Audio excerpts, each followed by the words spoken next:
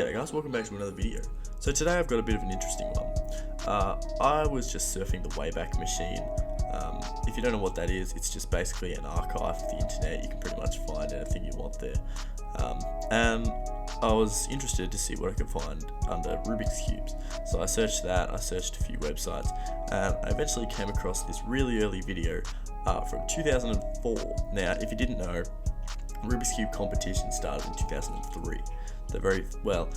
They technically started in 1985, but the first WCA, World Cube Association competition was in 2003.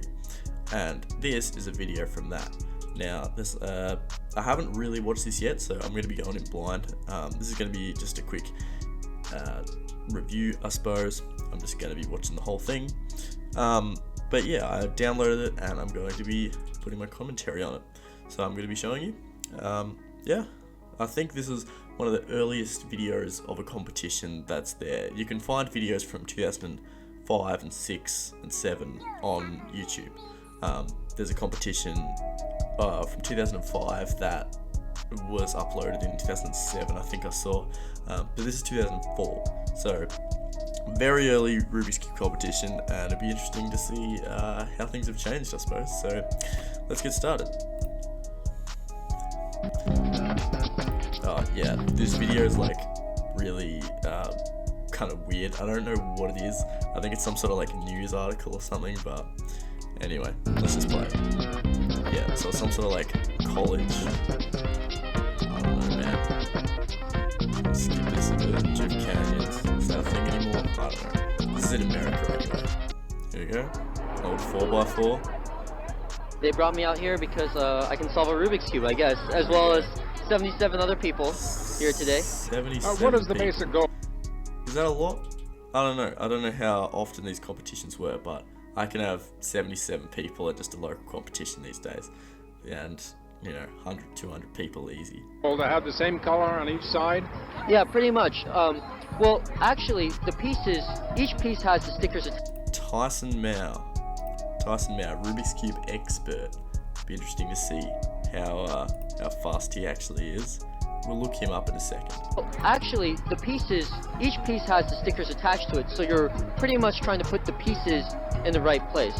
You're not trying to move around stickers, you're moving around pieces. So when all the pieces are in the right place, all the colors are solved. That's a good explanation, I suppose, for people back then. Well, still people don't know how to solve it.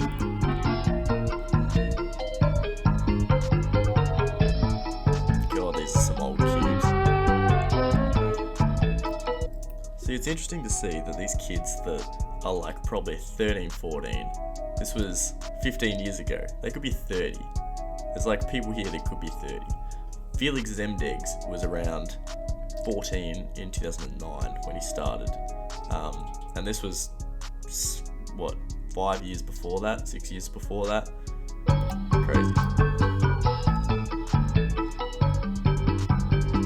Yeah, that's some old methods.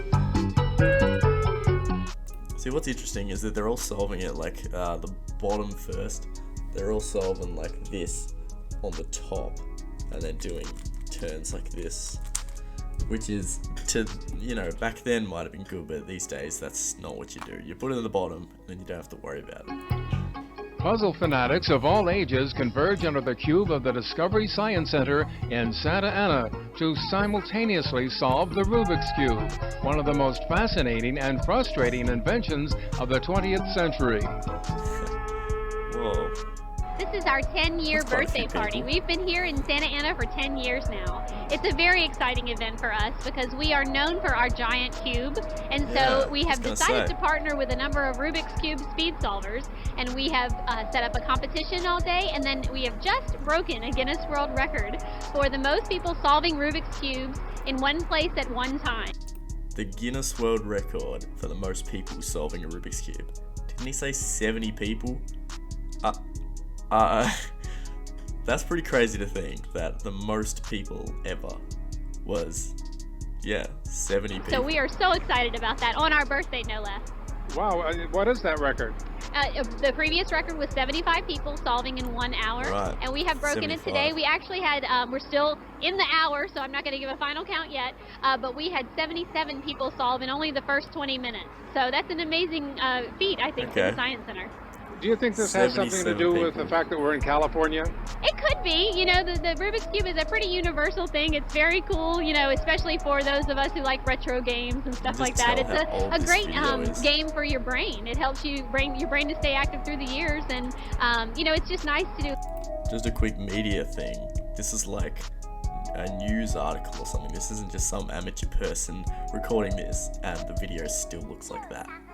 So that's, you know, another thing to focus on. Logic puzzles and memory games like that. So we actually take that approach here at the Science Center. We're all about hands-on learning. So when we do events like this, and we do an event similar to this once a year, we incorporate youth. Okay, so apparently they do this once a year. Or, well, they're planning on it. I mean, I don't know. Because they might have done one last year, and then they're going to do one this year, and then they do it from CI brain scientists, neurobiologists, and they come out with actual human brains and talk about what your mind is doing when you're trying to solve something like the Rubik's Cube. After the whistle blows, dozens of cube solvers begin the painstaking task of twisting and turning their cubes to match the colors on all sides. Painstaking task? Sure. Yeah, why not? I don't think it's painstaking to these kids. They probably do it all the time. Anyway. For some, it takes a bit of time to employ the complex system of calculations that will complete their cube, while others... Complex system of calculations. I love that. No one uses the word calculations when referring to the Rubik's Cube. That's probably why people just think it's like to do with maths. Like, it's like, oh, you must be good at maths if you can do the Rubik's Cube. Because it's calculations. solve it in just a few minutes. But they are all surpassed by a renowned cube solver whose average time clocks in at a brisk 15 seconds. 15 seconds. 15 seconds. That's... wow. Okay. Alright, we're definitely going to check out his WCA profile soon, but I just want to finish this video first. 15 seconds. I mean, he's holding it as 4x4 here, but I'm assuming that's a minute or so. Who knows? 15 seconds. I first became interested in Rubik's Cube about 5 years ago. My brother came home from a summer camp. He was 19. No, I was 19 back then. He was 14, and he had learned how to solve the Rubik's Cube. And I was interested, so I asked him to teach me. So he was 19. This dude must be like, I don't know, pretty old now, 30, 40. And then one thing led to another. I tried to catch him and never quite got there. But you know, it was my brother who got me interested in the Rubik's Cube. And so that led into what? Meeting other people and showing people how to do it, or what? Well, from that, I had some friends at my school. I went to college at Caltech, and they got interested as well. So we formed a club and started hosting competitions. And from there, we kind of built a global network of people. Well. So we now, you know, we talk with people all around the world about how to do this, and you know, it's a constant struggle pretty much to improve and just have some fun. I won't ask you what the secret is, but how does someone find out how to accomplish whatever it is you want to accomplish with a Rubik's Cube? Well, there's no secret. Rubik's Cube isn't quite like magic. You know, in the magic community, people kind of keep things themselves. There's no secret to the Rubik's Cube. There are methods online on the internet that you can find. Barnes & Noble is selling a Rubik's Cube with a DVD that you can buy that gives you the solution. And you know, you can approach it analytically if you want to figure it out yourself unaided. You just have to pretty much pay attention to where the pieces are moving and try to come up with a way to accomplish small goals without disrupting, you know, what you've done before. Now, I imagine that one of the goals of people interested is to do it as quickly as possible. Certainly, you know, if you can do something in 5 minutes, why not try to do it in 3 minutes, 1 minute down to 20 seconds, 15 seconds, 11 seconds. People out here at the competition are pretty much trying to solve the cube as fast as they can. Inside the Discovery Science Center, a Rubik's Cube competition attracts contestants eager to show off their speed-solving skills.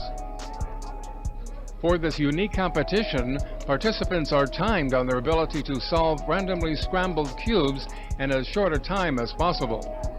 Yes, that's Rubik's Cube speed solving. So we actually have people here. I'll give you a hint. We have one of the world record holders for how fast you can solve a Rubik's Cube, but we also have the fastest female blindfolded speed solver in the world. So she starts off, hits the timer. Okay, so she's going to explain blind now. Takes a look at the Rubik's Cube when it's all mixed up, puts her blindfold on, and then solves it in about a minute and a half, completely blindfolded, not being able to see what she's doing. It's fascinating. So it's just a kind of a way to teach science. They're using algorithms to solve the Rubik's Cube, and they're solving it in under a minute inside. So we can definitely go take a look at that. It's truly a sight, I have to tell you. Okay, well that's all. So, I'm going to check out this dude's WCA profile. What was his name? Here he is. Tyson Mao. Alright, Tyson Mao. Tyson Mao, 2004. There we go. Okay, interesting. So, he was talking about... so he's getting some 20-second times up in here. Okay, he's competed a fair bit. So, his first competition was in 2004. I think, yeah, the Caltech Fall competition. There we go. I'm pretty sure that's what they called it. So, at this point, who was there? So the best was 13 seconds. Hang on. Is he any good at these? What was his 4x4 time back then? Oh, he didn't even do 4x4 at that competition. Okay, weird. He just had one. Maybe they didn't even do 4x4 then. He just had one. Yeah, it sounds like they only did 3x3 at this competition. Unless they didn't. Let's have a look. Oh no, they had 4, 3 blind. Yeah, Shitoro Makisuni. Anyway, there's a little bit of Rubik's Cube history for you. I found that pretty interesting and pretty entertaining that, 15 seconds was considered fast. Which I guess it is to the common person, but, these days people are getting 4-second times and they're not happy with it. Timing. Anyway, thanks for watching guys, and I'll see you in the next one. Cheers.